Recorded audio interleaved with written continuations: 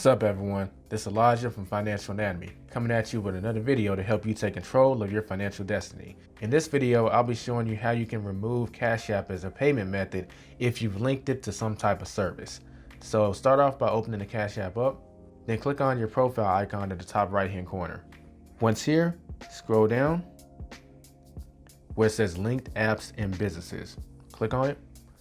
And for this example, we're going to be using the PlayStation Network. So I bought something on the PlayStation Network by linking my Cash App, but I don't like to keep anything linked to my PlayStation Network for obvious reasons, other than a debit card that's always going to have a zero balance until I transfer money. But enough of that. I'm going to go ahead and click on PlayStation Network, or PlayStation Store rather. And it has an option to remove business. I'm going to click on Remove Business. And it's just letting me know that removing this means I won't be able to pay instantly with the PlayStation Store without adding it again. That's exactly what I do want. So I'm going to click on Remove. And the business was successfully removed. In a nutshell, that concludes this video. If you have any questions or comments, feel free to leave them in the comment section below.